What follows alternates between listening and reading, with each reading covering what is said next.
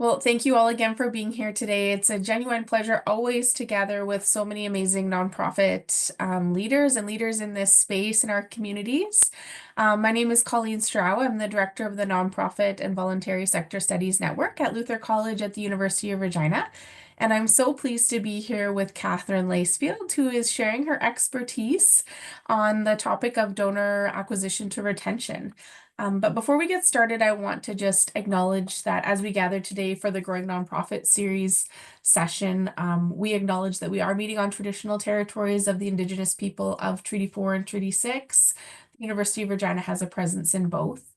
We also want to recognize ongoing presence, leadership, and stewardship of Indigenous communities who have cared for these lands since time immemorial. And as we explore themes again of building capacity and creating more, I suppose, relationships and growth for the nonprofit sector, just want to always keep in mind and keep at the forefront of our minds the deep wisdom that Indigenous people hold in fostering reciprocity, trust, and community care and really learning and embracing the examples and leaders that we have in our community in that space. And so I'm going to hand it over to Catherine. I'll just give a brief intro of you, Catherine. Again, a very trusted partner in the philanthropic space throughout Canada with 20 years of experience. Catherine's area of expertise are in animal and environmental causes, but she has touched a variety of causes such as homelessness, arts and community services, and is the founder and head consultant of her company Just Because Consulting, where she brings ideas to many different organizations to support them in the philanthropy space. So Catherine, thank you so much for being here. This is kind of our part two, and we're really glad to have had you as part of the Growing Nonprofits series session. Again, this is offered thanks in partnership to the South Saskatchewan Community Foundation, who supports this, and I'm always so happy to work in collaboration with South Sask Community Foundation to provide this type of training and learning opportunities for folks in the sector. I will just say before we get started, one more thing is that our next session is next week on Thursday, March 27th. That's next week. Yeah, that's so crazy. And it's going to be titled Effective Chair and Executive Director Relationships. And it's all about building trust and defining roles for collaboration amongst executive directors and board chairs. It's going to be a panel discussion. So we're going to have leaders from the nonprofit, and we have an intergenerational kind of combination as well. So folks that have been in the sector for quite some time, and then folks that are kind of new to the sector, and their board chairs will also be there. So we're just going to have some great conversations about that relationship, the importance of that relationship, communication, power dynamics, all those kind of pieces. So we hope you can be there for our next session on March 27th. But without further ado, I'll pass it back to you, Catherine, to kick us off. Thank you so much. Thank you, Colleen. So for anyone who was there last week, this one is going to be kind of connected. I just want to, is my connection good? I just got a notification your connection is unstable. Okay. So this is kind of the follow-up, but it actually could have been also put earlier on because this one is more from acquisition all the way to retention versus the other class that we gave last week was on more stewardship. But I think that both are super important. So let's dive right in. So what do we mean when we're talking about how to communicate with our prospects? So what I want to cover today is really the forms of communication that we can use throughout the donor development process, be it from prospecting, so when you're trying to acquire new donors, but also how to maintain those different communications throughout the life cycle, if we could say, of a donor, all the way to retaining them in the long term. So that's really going to be the focus of the conversation today.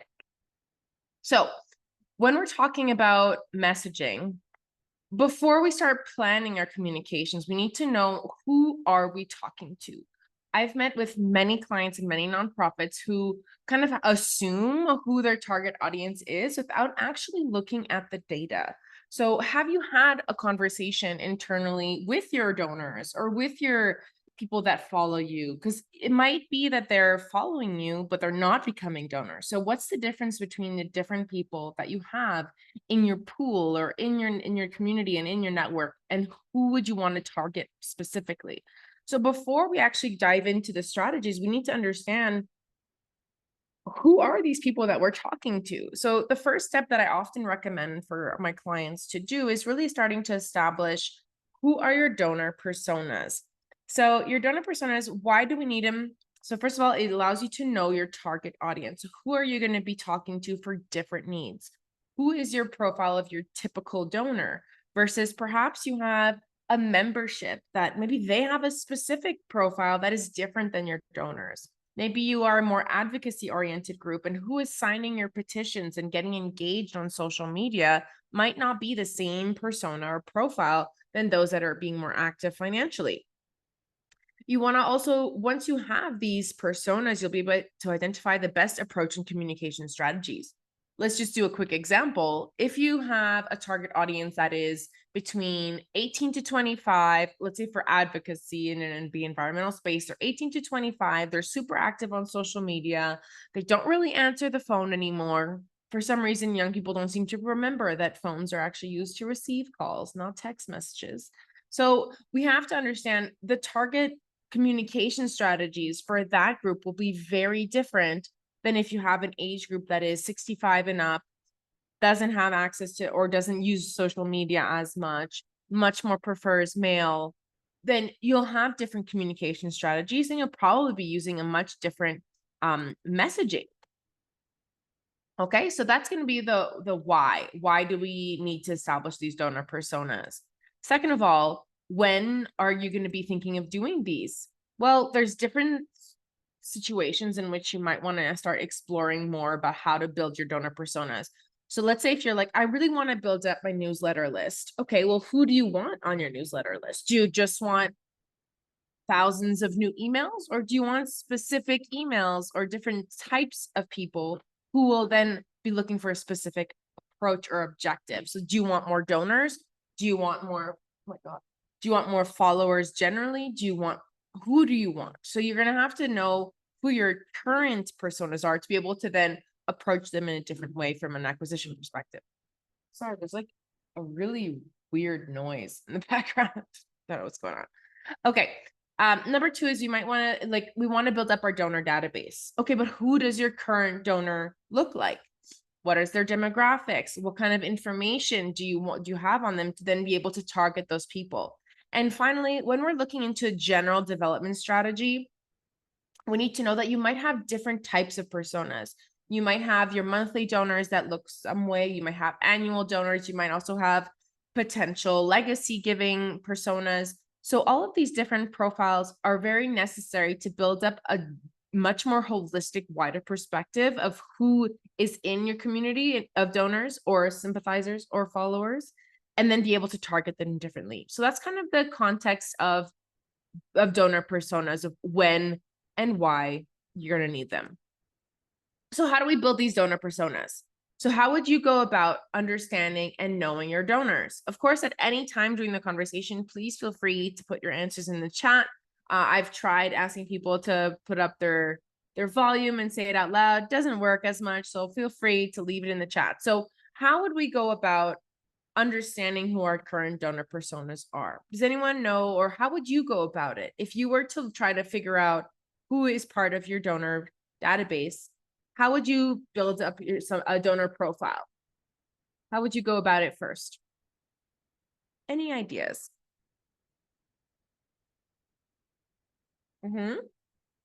So looking into your past participants in your programs to see who they are.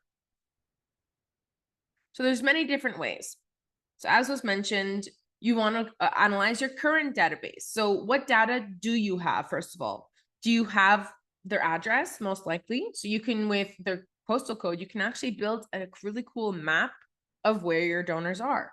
Maybe there's certain locations geographically that are more targeted that would allow you to say, okay, well, if we're, let's say, doing a mailing campaign for acquisition, we'd only do it in this region because we know that these are where the people are, or these are where our typical donor persona is. But with your current database, you might not have all of the information. You might have their Mr. or Mrs. and be able to identify from a sex or gender perspective. You might be able to identify that, but you might not have their age. You might not have, unless you ask for their birthday, you might not have their education background. You might not have their language background. There might be some data that you don't have internally. Now, what I always ask people is this can also be a great reflection point to the type of data you either collect regularly or that you sporadically will send out surveys to your donors to just ask them to give you more information on them so that you have the donor data more regularly. Now, just a little caveat here. I don't recommend that your donor acquisition form, when someone makes a donation, starts collecting a whole bunch of demographic data. Your donor forms should be very simple with basic information so that the donation process doesn't get too much friction. However, what you can do is in your donor follow-up emails, let's say when you're saying thank you, you might want to include a short survey that donors can include that answers, let's say, when's your birthday? We'd love to send you a happy birthday. And other information that allow you to gain more insights on who your donor personas are. So this might also allow you to reflect on what other data might we use to be able to have better insights on our donor profiles. Now, if you're specifically trying to build up your personas, you might want to conduct a specific survey or qualitative interviews or both to really dive into more of this data. So this data is going to be used from a one-time perspective. You're obviously not going to be collecting from everyone, but a great way to really push and encourage people to participate is to have some form of incentive.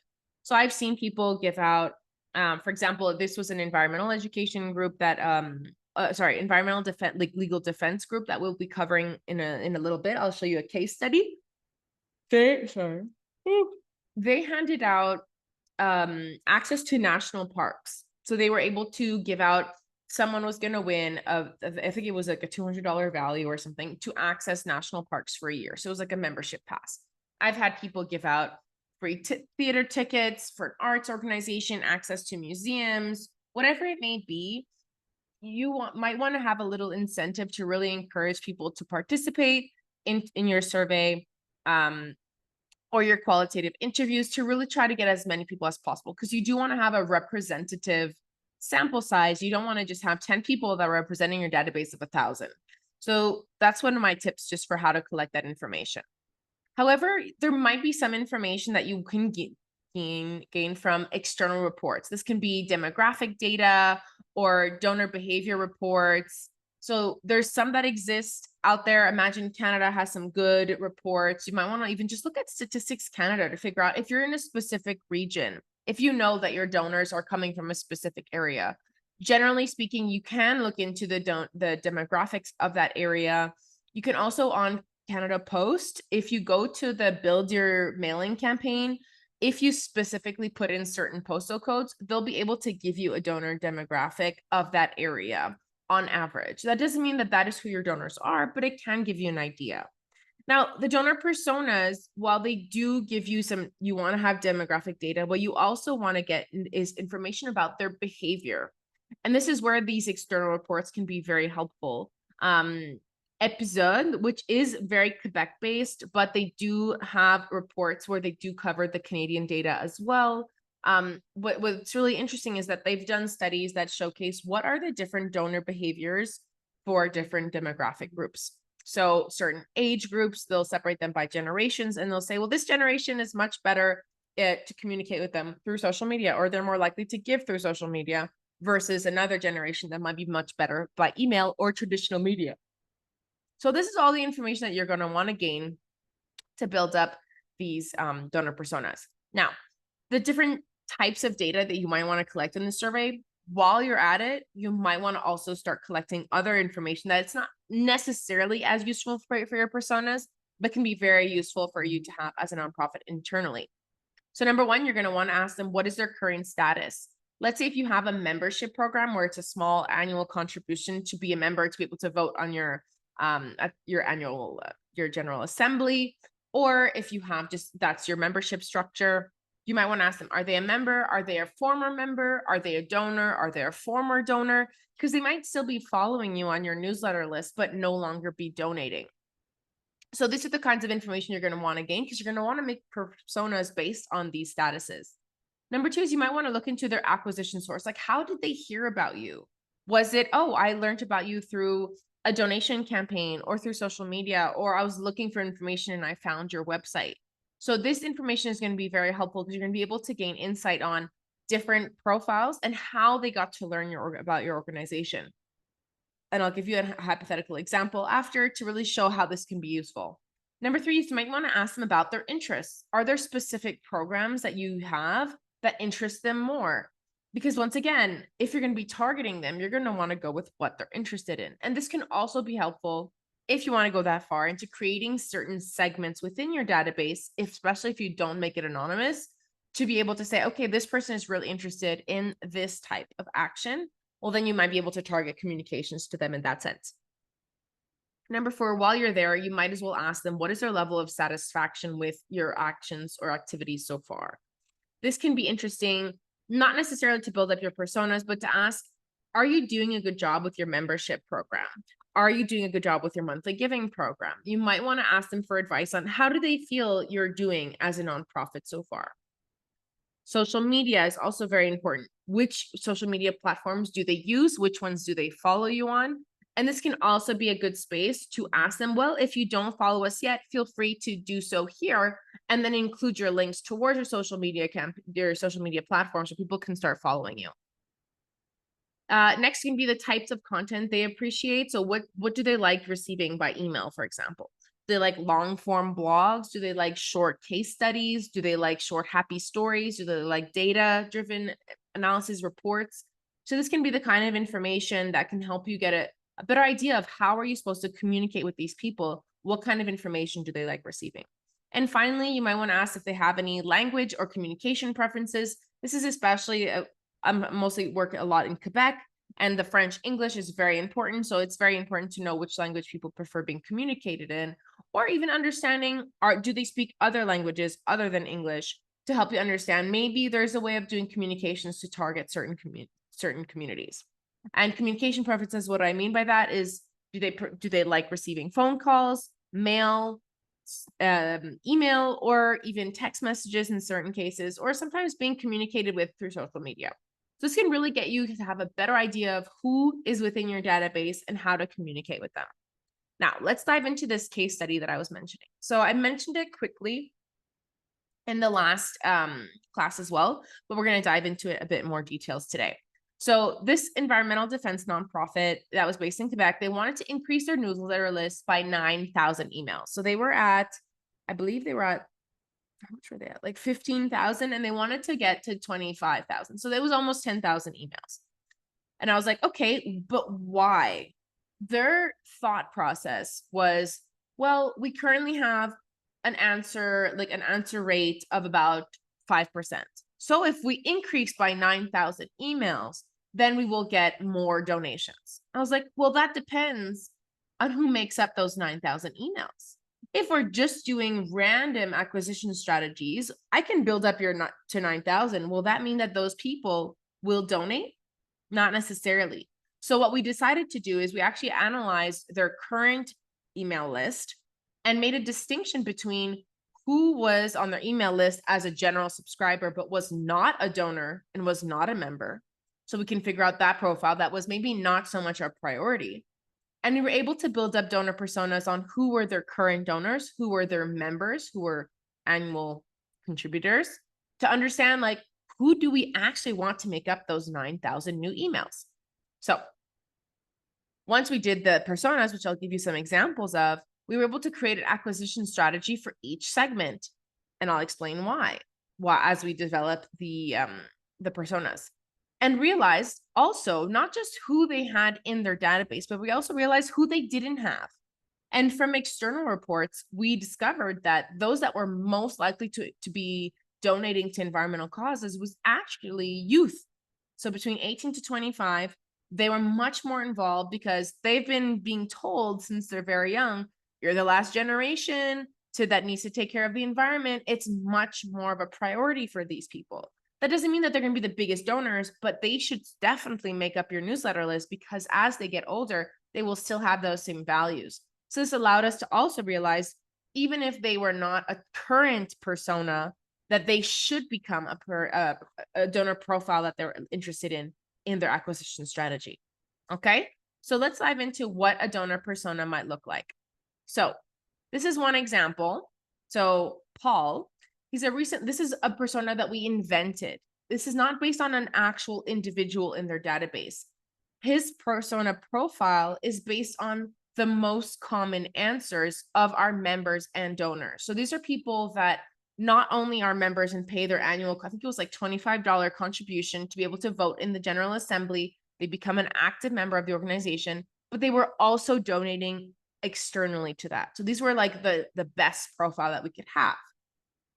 So Paul is a recently retired 65-year-old public servant. So in our survey, we were able to ask, what is your professional profile look like? And we had a whole bunch of options.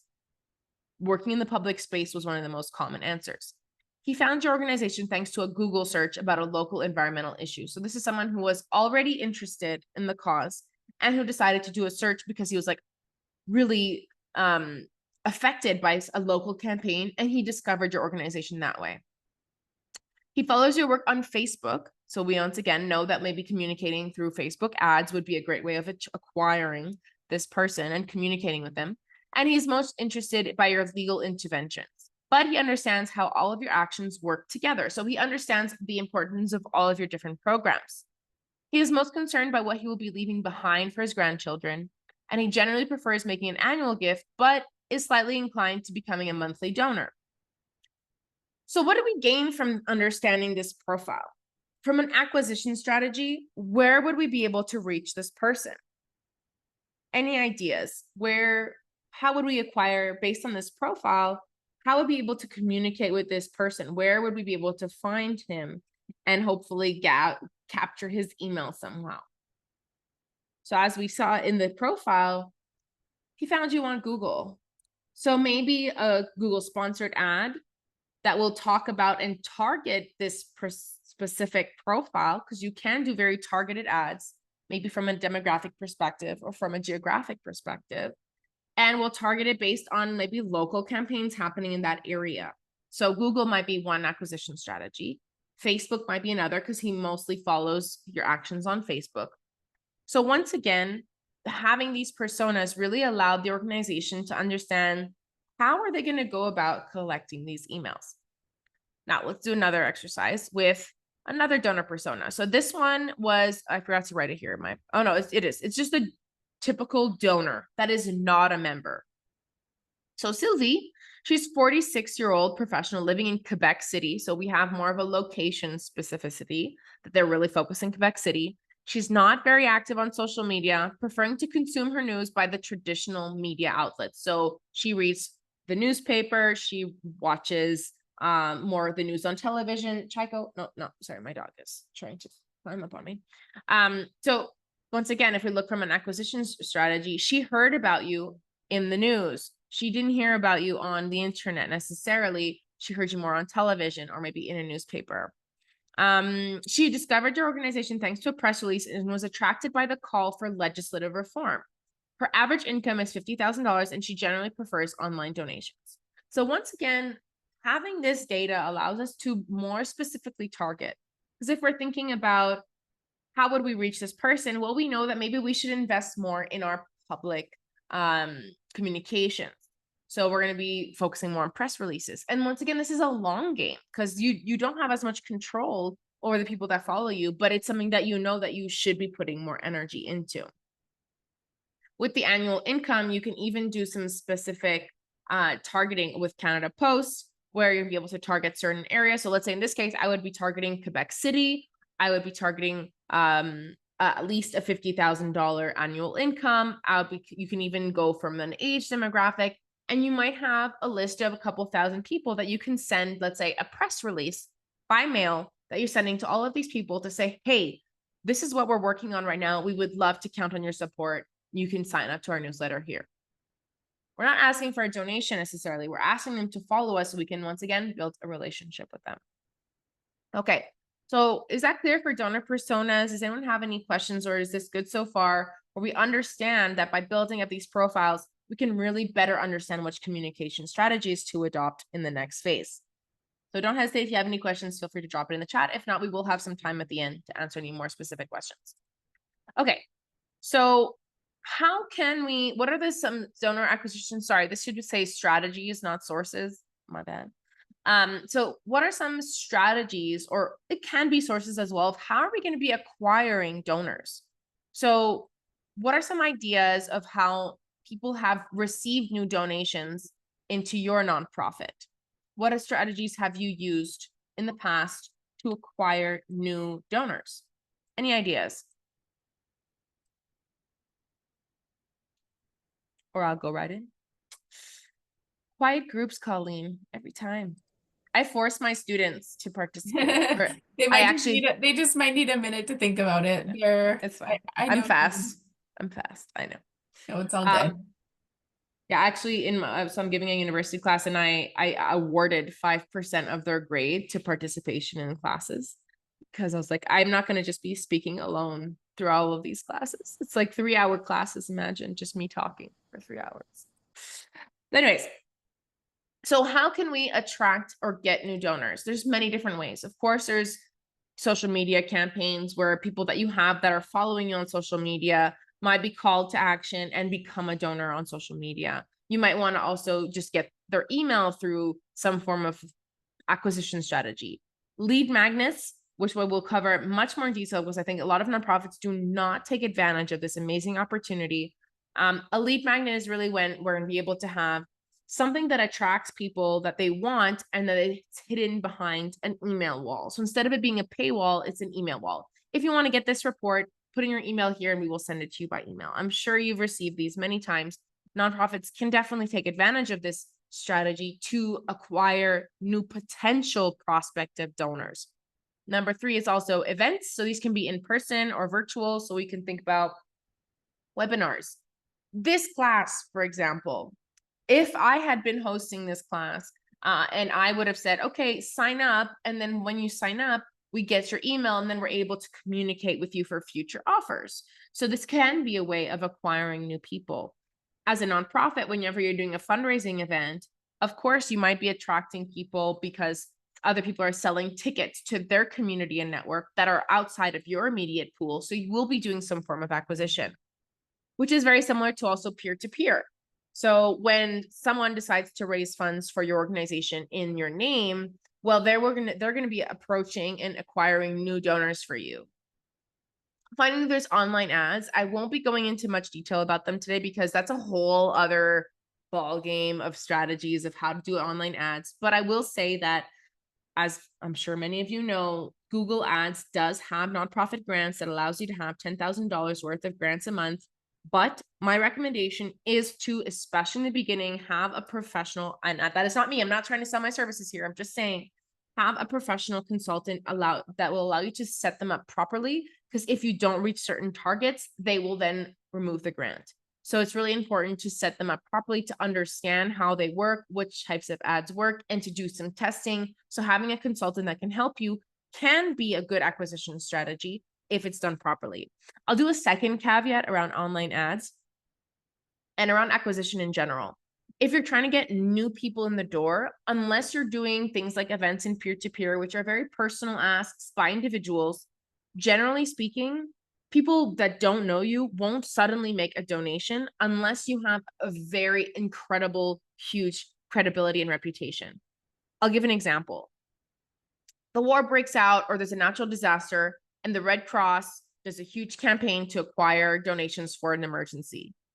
Even if people have not donated to the Red Cross before, because they understand and know and trust the Red Cross, they're much more likely, even with just a social media or an ad on Google, to donate because they know and have heard about this emergency. So in those situations, yes, people can acquire new donors directly through ads or social media publications. But generally speaking, if these people don't know you, they're much less likely to donate directly, which is why I much prefer building a relationship first with your donors through lead magnets or through acquiring them on social media and building a relationship through stronger engagement with them and communicating with them before making an ask. I often make the the relationship between donors and dating. Imagine if, someone just asked you on a first date that they've never talked to you before. They just suddenly show up in the middle of the street and they say, "Hey, do you want to go on a date with me? Do you want to get married?" Whoa, no, that's I don't know you. Let's get to know each other first. So the same thing goes. You want to have conversations before you make the ask of going on a date with someone. The same thing goes with your donors. So let's dive into these lead magnets. So, as I was saying, when you want to acquire new people, you need to start slowly. You need to build up the relationship, and that'll also help you build up more of a higher retention rate. If you're just going on a whole bunch of one night, like one dates, you're not going to be building up that stability that we were mentioning in the beginning of the conversation of when I was talking with Colleen about you need to build up a strong donor database. You need to build relationships with your donors. So, what is a lead magnet? So we were saying it's something that's going to pop up and say, "Hey, do you want to have access to this resource or to this activity or whatever it may be?" And to access it, you just need to give in your email. What you're going to really want to do is respond to a problem that this population has. So if we're looking about the donor personas, we know that people want to, let's say, when I say problem, it can be also an interest, but something that is interesting to the people that you want to be targeting. So if let's say it's legislative reform, then petitions would be a great lead magnet to target your audience. So if I'm an animal rights activist, but I'm not active with your organization, but you make a call to action of like, "Hey, we need people like you who believe that horses should no longer be pulling carriages in downtown Quebec City or downtown Montreal or Toronto or wherever it may be," that's going to call on to me, sign this petition here, and then put in your email and we'll update you on our campaigns. So you want to respond to a problem they may have or to an interest. Another example of a problem may be, I'm going to give a lot of animal examples just because that's my space that I work in a lot. But let's say, I'll give another example actually as well. But let's say for animals, one of my clients, they realize that a lot of people end up abandoning their pets because their pets end up destroying parts of their house or their furniture and they don't know how to deal with it. So what they created was a guide, an enrichment guide of how to build toys from stuff that you can find in your house to keep your pets busy while you're gone. So it had a double purpose. It was educational. It spread awareness about how to keep your animals busy, but it also was an acquisition source that by putting in your email here, we will be able to send you this guide. So this is kind of a problem that your population might have. And by helping them and supporting them, not only are you supporting your messaging and your campaigns, but you're also building up a potential list of donors. Now, another one I had was for, let's say, a food bank where they made a guide on how to make your food go further. So they had a whole bunch of zero waste tactics, using food scraps to make broth instead of buying broth yourself. Or how can you really even, I'm sure you all seen that, all those little like the bottom of an onion, you can like put it in water and then it'll grow back onion, or how to like regrow items that you have just on your windowsill. Any tips that you can do to make your food go further. This kind of a guide would act as a great lead magnet for an organization that is going against food waste or a food bank or a food insecurity organization. So you really want to respond to a problem that they may have and solve this problem with some form of resource. This doesn't only, and I recommend a digital resource, so like an online guide, because that way it's not taking up much of your time. If you're constantly offering phone calls or, office hours or come to this webinar, of course, that's going to take a lot of energy and resources. So generally speaking, a quick digital ad, even if it's a recording, you can say you do the webinar live once, and then you offer the recording behind an email wall so that you can still share that information live, but that you're still garnering more and more resources to then acquire donors. So I hope that is clear about what a lead magnet is. Now, what could these lead magnets be? So I gave some examples. This can be informative. So this can be an ebook, and it doesn't have to be a huge ebook. It can be a small one.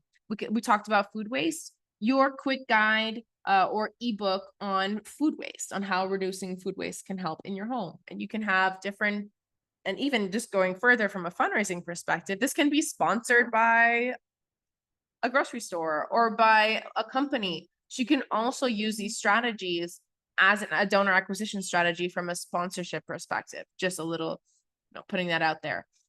This guide or these templates can be presented by or created by other collaborators that you may have. Oh, my husband. He has to participate. So you might want to also incorporate your own community into building up these resources, which can act as also a great engagement strategy.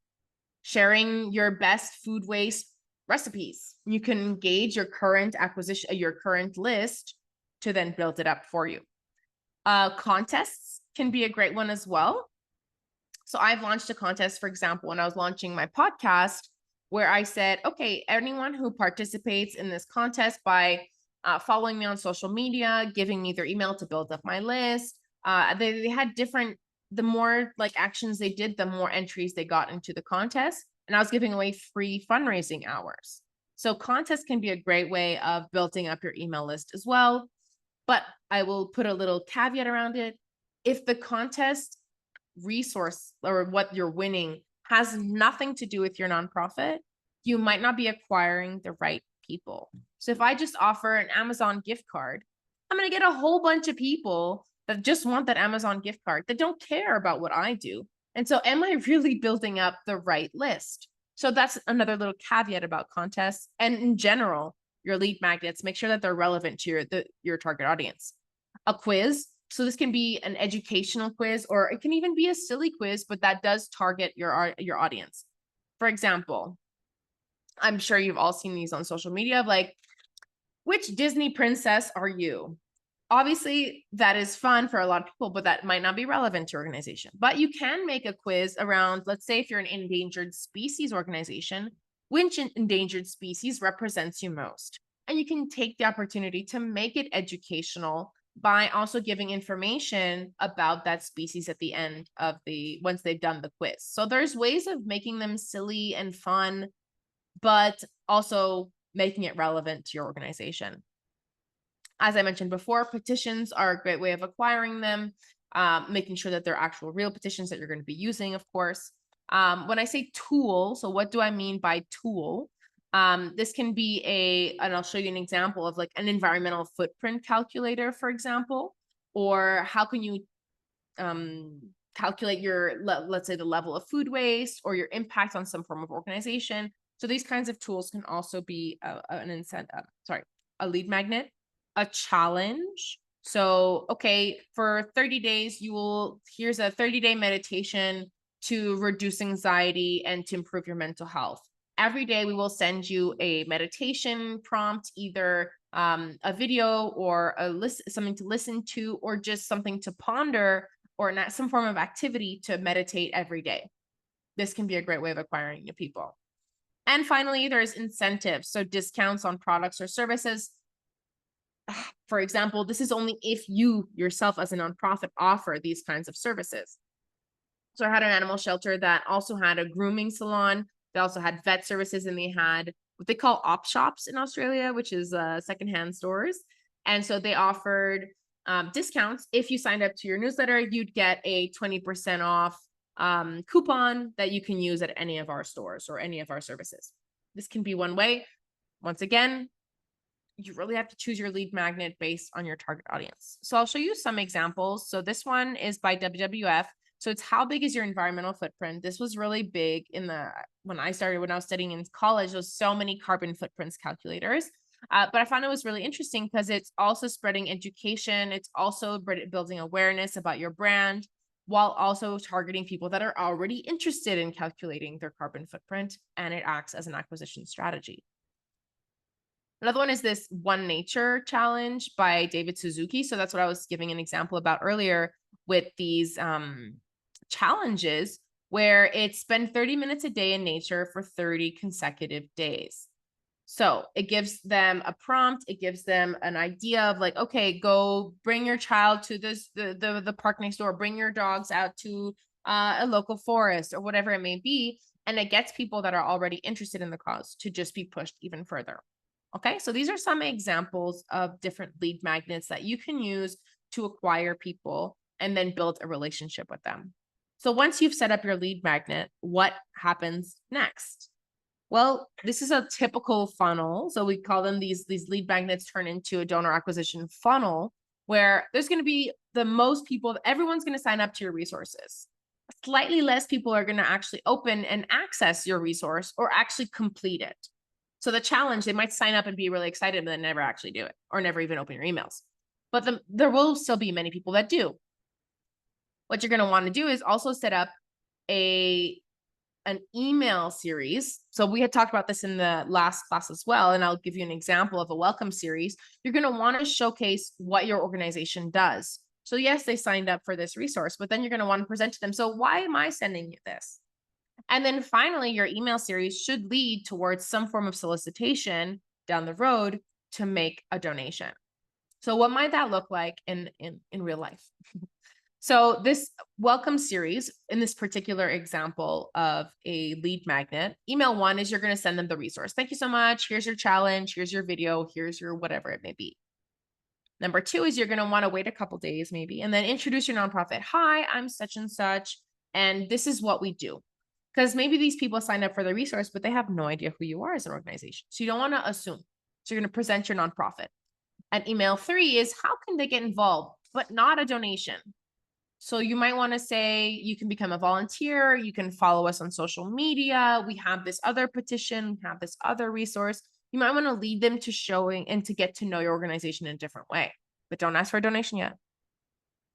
Number four is you might want to ask a short survey of like, what do they like? What do they want? What interests them most in your program? So this is also building up your donor personas and getting to more information about what kind of activities or actions might they want to be interested in. And for example, I actually just set up one for my own email list where it's very easy. This was by using Flowdesk. So this is the email management platform I use, where I can just integrate a poll where when people click on a button, it'll automatically add them to a segment. So hypothetically speaking, I'm going to use the food insecurity example, for example. Let's say they're interested in reducing food waste. They can click on the reduce food waste and they will automatically be added to a segment of your emails that says reduce food waste. So you might want to target more food waste specific activities and resources to them. It might be how to donate food. I want to know more ways or what is the best things to donate. Click on that, adds them to a different segment. So this is a great way of targeting your communications because as I mentioned in the last class is the more personalized you get in your communications, the more people feel like you're talking to them and they are much more likely to take action. If I'm sending information about something that I'm not interested in, I'm not going to open your emails. But if I know what will get them to click because I asked them, then I'm much more likely to get a more engaged audience, and a more engaged audience is much more likely to take action. Okay, email five might be an impact story. So people in general will react better to stories about individuals. If we say we are trying to stop hunger in the world, that is very broad and very hard to imagine what my $10 or $20 donation is going to impact the ending of hunger in the world. It's too broad. It's too abstract as a concept. But if I'm saying, here's a story about Peter. Peter and his family recently immigrated to Canada, and they had a really hard time in the beginning setting up and settling in, and they didn't have access to regular groceries. And so by accessing our resources, they were able to stretch their food even further, get high quality local ingredients, et cetera, et cetera, et cetera. So an impact story of how Peter was impacted by your activities will get people to put it into a much more realistic context. And then finally, you've just geared them up. They know about your organization. They know how else to get involved. Maybe they've already started following you on social media. This last email might be a month or even 2 months later from when they signed up for your resource. That's when you're going to be asking for an explicit solicitation for a gift. Oh, sorry. Little music interlude. So you might want to wait that long before you make a donation ask. Now, does that mean that in none of your emails should there be a very subtle support or organization button at the bottom of your email? You can definitely do that because some people will be automatically interested in supporting you. You can, but I wouldn't go about asking for donations right away because you might scare them off. And if people feel like the only emails they get from you is asks for donation, your open rate might go down. However, I've been doing a lot of research on what is the best email strategies these days. And everyone has been saying, I've listened to many different podcasts on the topic. The more emails you send, the more people will get engaged. So don't be scared of sending emails, but it's about not only asking for money. It's about sharing stories of impact, sharing your resources, and becoming, they want to open your emails because they know that you are sharing value with them. Okay, so this is the little welcome series example that I recommend using. Okay, so how many are we today? 13? Okay, so we're gonna maybe only have 3 groups, but we will do a little breakout room practice today. It's only gonna be, I'm only gonna give you guys like 15 minutes, just because I think it's more than enough for this. So what I want you to do in your breakout rooms is think of a lead magnet for the organization of your choice, ideally one of yours. You can already start strategizing for a potential campaign. And I want you to identify the following. So who is your target audience? Build just like a very high level. I'm not saying build a whole definitional biography of them, but just who is your target audience based on information you know or that you assume. Number 2, what is your, so we can go back to those examples, contests. What is going to be your attraction magnet? And what are 3 high level ideas of emails that you could share after? Now, I don't mean write out the whole email. I mean, oh, well, we're going to talk about our organization. Then we're going to share a story about this family, just so that you can start building up a strategy for a lead magnet. Okay, so let's see in, oh, there's just so many my screen is so small. I have such a hard time seeing where all the buttons are for breakout rooms. There you go. Oh, I don't know if I can actually share breakout. You might have to do that, Colin.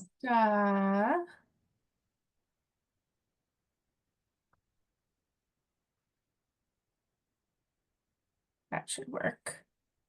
Yeah.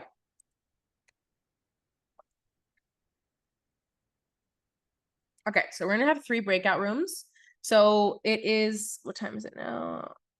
Okay, 12, 11, 19 for you. So let's say at 35, I'm going to give you a little warning. You're going to get it in the thing. We're going to come back to, and then I would like for someone to be able to present what is their strategy moving forward. But this is really for you to start getting used to and put these things into practice. So you should get a prompt to join a room. And I might join just to be able to answer specific questions.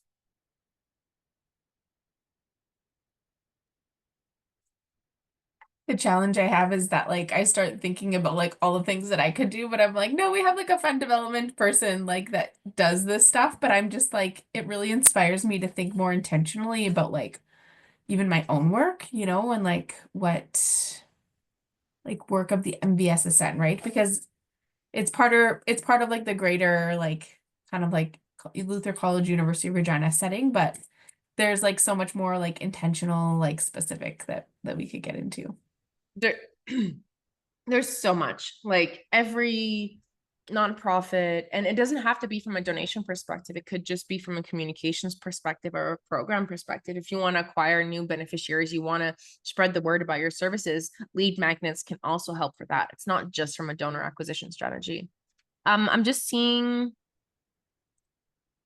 Okay, no problem, Anna. So Katie and Laura, we can always, for everyone that's still in the room here, we can do the activity together while everyone else is in their breakout rooms. I don't know if people are, Like there's one room that just has 2. So I wonder yeah. if we should amalgamate them, do you think? Yeah, well, it depends. Katie, Laura, Wendy, are you available to go into the rooms? Or if not, because I can always move you into room 3 if you're here, but I don't know if you're actually able to at the moment, or if you're listening to this on the go or something. I think there's 2 Lauras. There's one Laura in room 2 and there's one in room 3 and there's one that's joined in room 3. So I'm wondering if it may be It's the same. the same. Could I be. don't know. So then there's Wendy and Katie. If you can hear, I can always move you to another room. Okay. Wendy says she can't join right now. No worries. So this can be an opportunity to do it on your own. So just use the time. And if you have any questions, feel free to put it in the chat.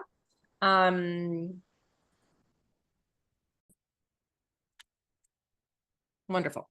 All right. So we had 2 groups that were active. I'd love to hear just quickly what your lead magnet was and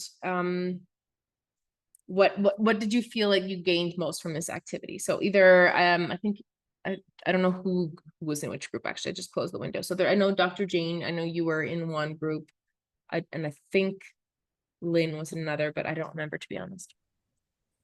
So who wants to go first?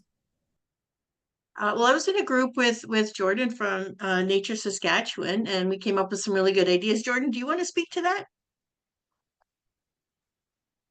Yeah, absolutely.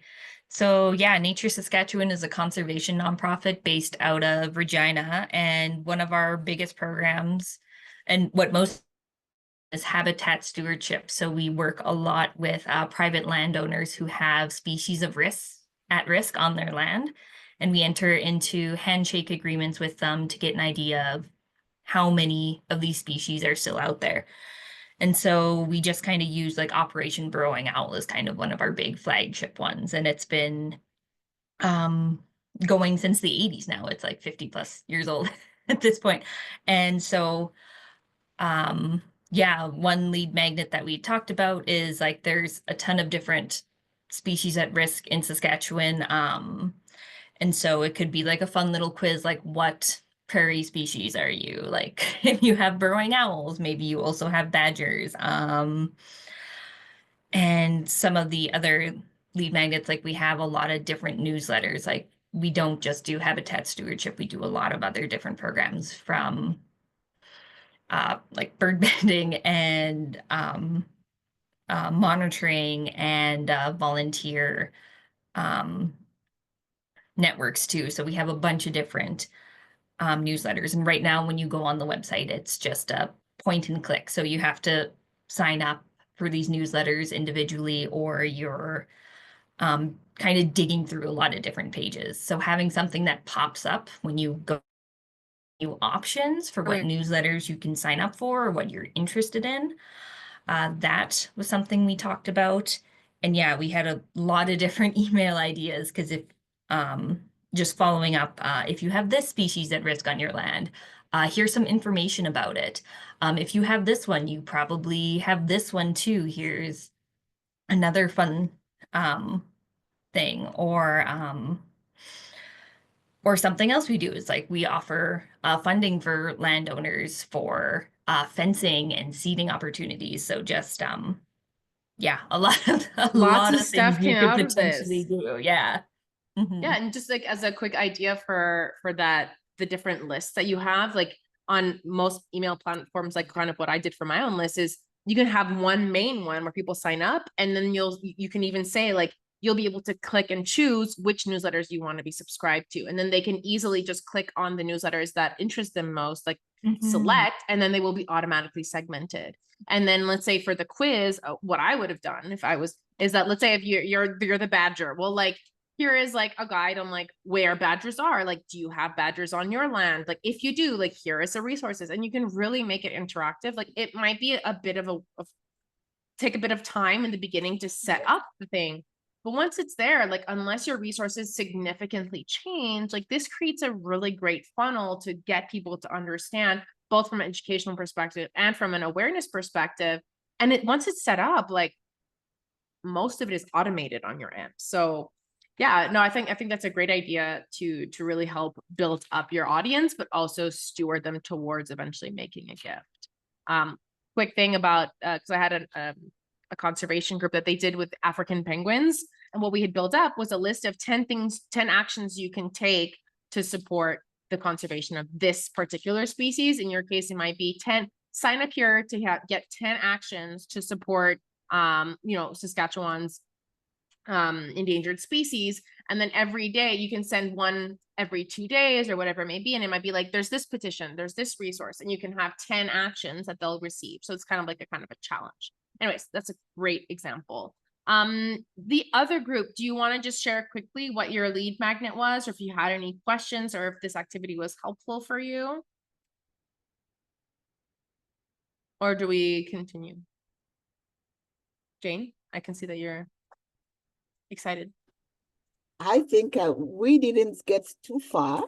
I was in a group with Laura, and Laura works with an organization that supports people with who are intellectually handicapped. Is that right, Laura?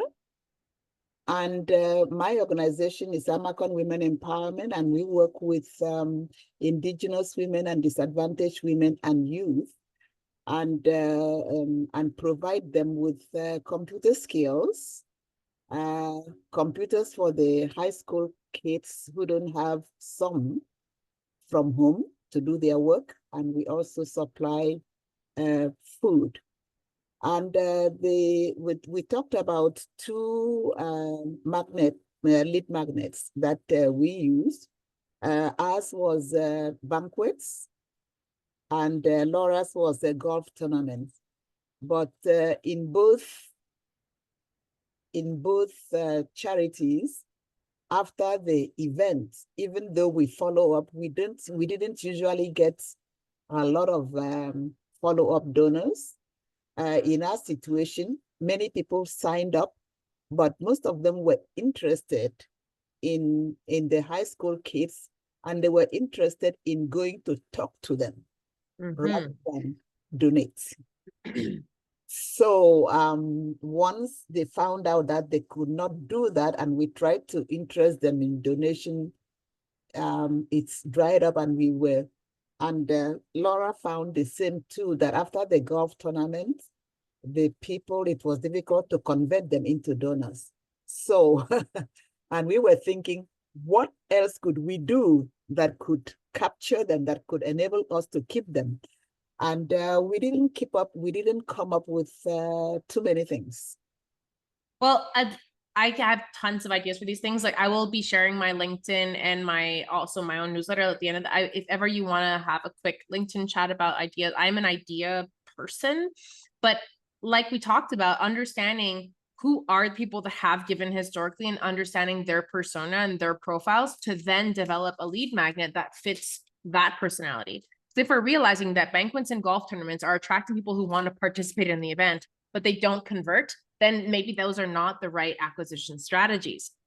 So these are all, I have tons of ideas. So we don't have time right now, but maybe either at the end of the class, or feel free to send me. I'm very active on LinkedIn, and I love sharing ideas of like, okay, well, other organizations, what are they doing? So these are all great examples of getting you to start thinking about the more efficient ways of acquiring new people, and that are actually going to take the actions that you want, which is to become donors. Okay.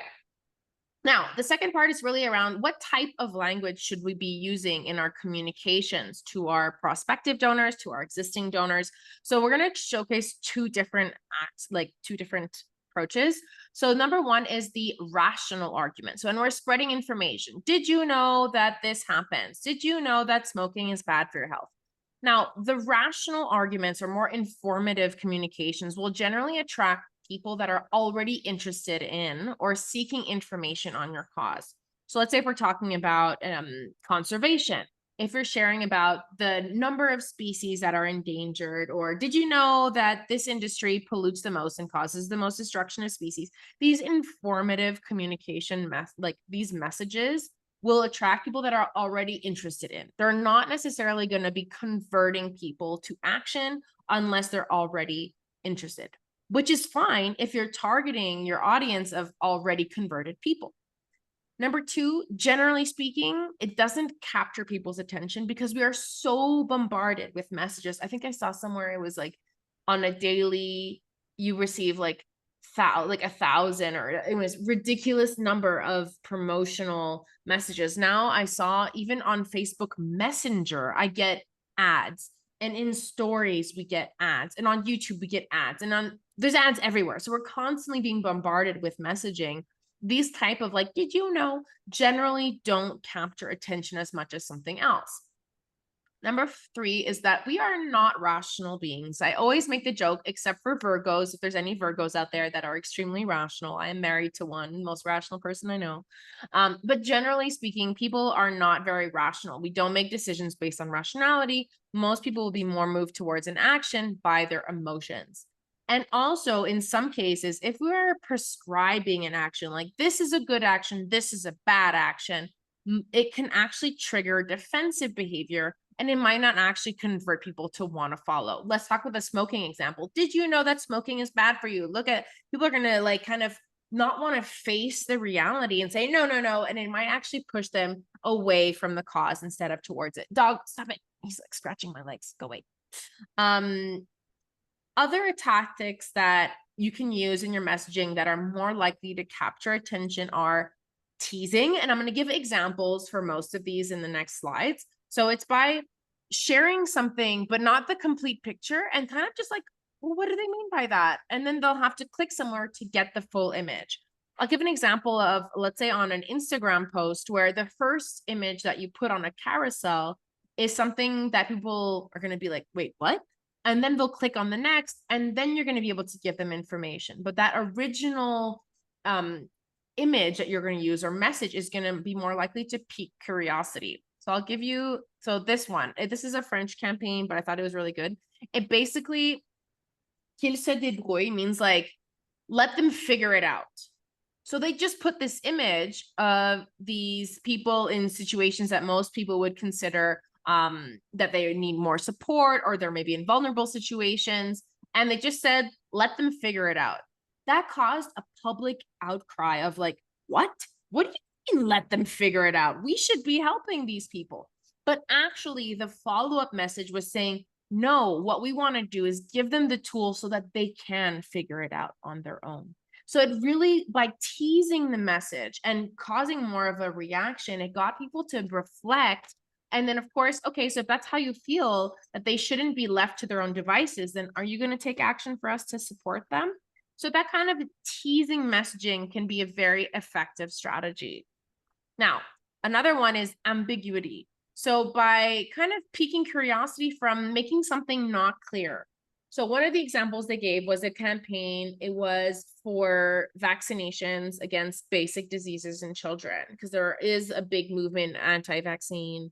And so what the campaign did was they did this, the first image was these children, and they didn't put any words. They was very ambiguous.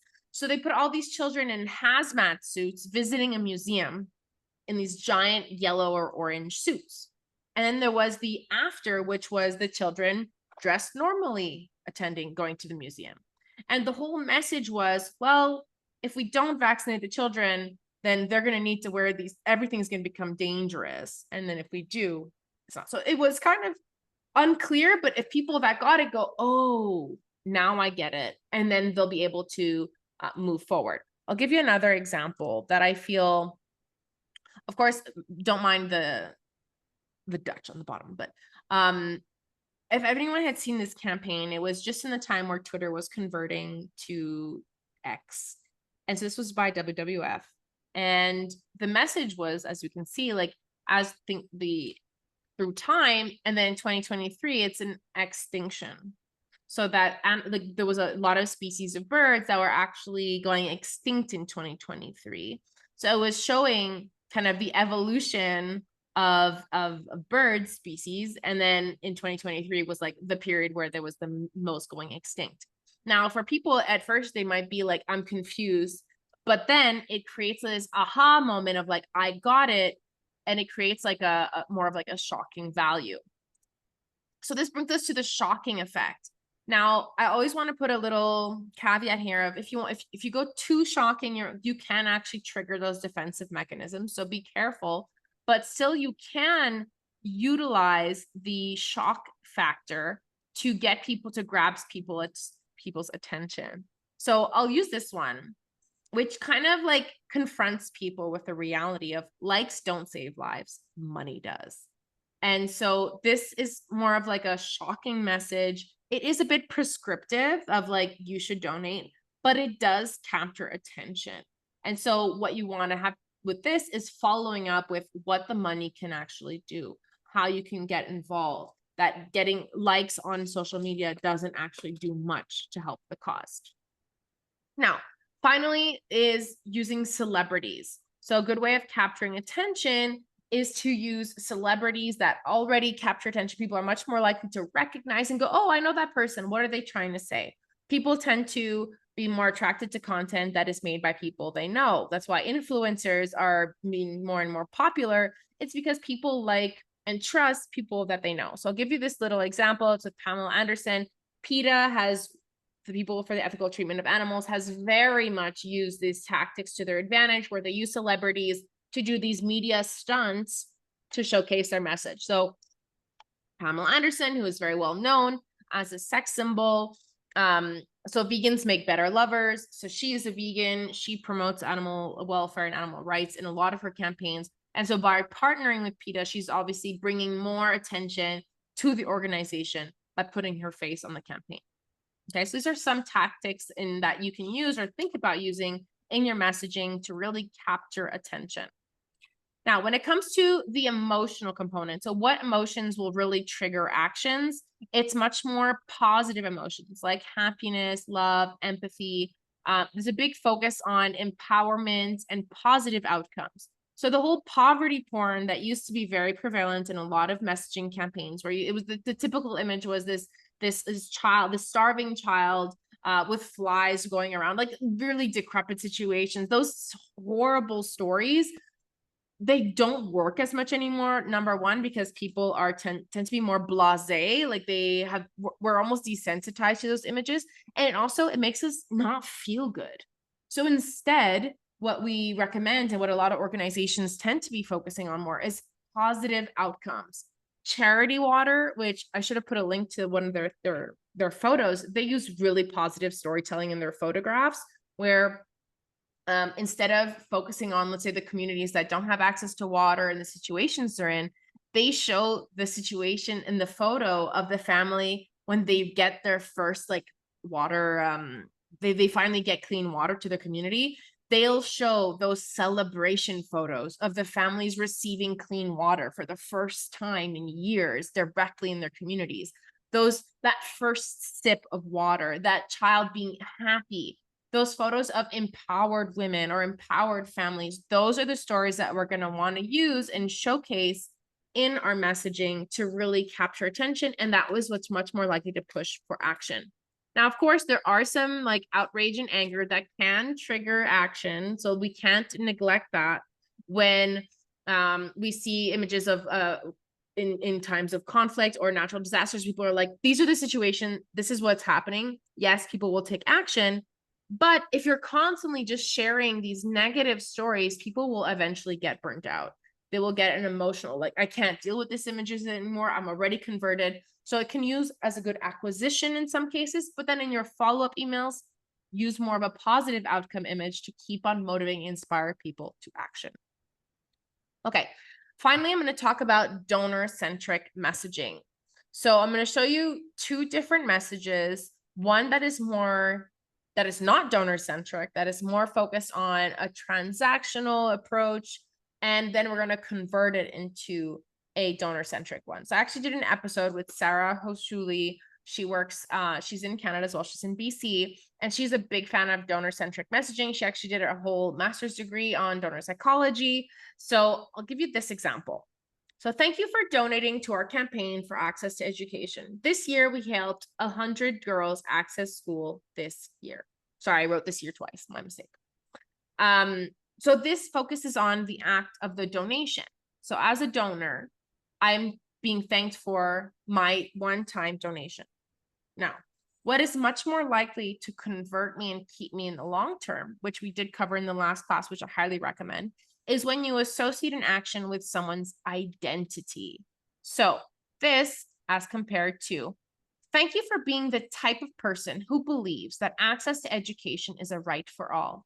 Thanks to people like you, we helped 100 girls access school this year. Now, the slight change in messaging that I'm thanking the person for being the type of person. So I'm associating who they are, their identity, which is much more likely to remain through time. And what has been shown in different studies is that attaching your cause to who they are as a person is much more likely to build commitment and loyalty to your organization than just saying, thank you for your donation. Because that is just an action. But I'm saying thank you for being someone.